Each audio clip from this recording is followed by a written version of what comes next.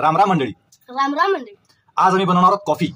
हो, परत एकदा कॉफी, पण यावेळी बनवणार आहोत गरमागरम कॉफी.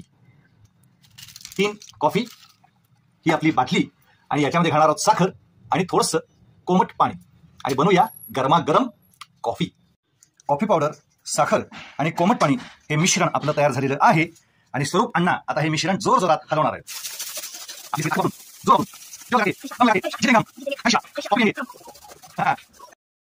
पोरं तुमची व्यायाम करत नसतील तर कॉफी प्यायच्या निमित्तानं एवढा तरी व्यायाम मुलं नक्की करतील. त्यामुळे बाहेर जाऊन कॉफी पिण्यापेक्षा मुलांबरोबर घरामध्ये कॉफी बनवा, मुलं आवडीनं बनवतील.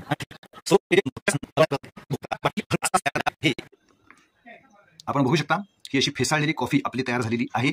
आता याच फेसाळलेल्या कॉफी बरोबर आपण आपल्याला आवश्यकतेनुसार दूध घातलं की आपली कॉफी तयार होणार आहे आणि या कॉफीला म्हणतात कॅपेचिनो. काय म्हणतात? कॅपेचिनो. आपण बघू शकता की कसा दाट फेस या ठिकाणी या कॉफीला येतोय.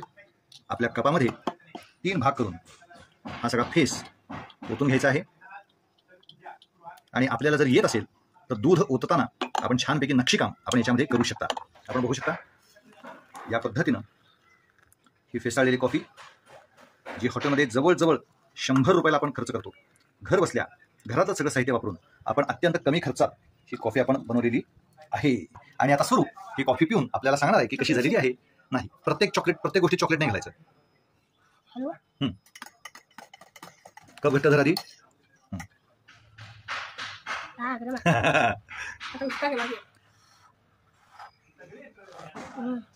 एकदम मस्त. श्रेयस सांगणार आहे कशी झालेली आहे.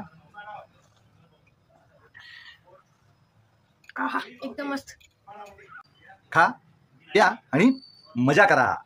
रामकृष्ण हरी.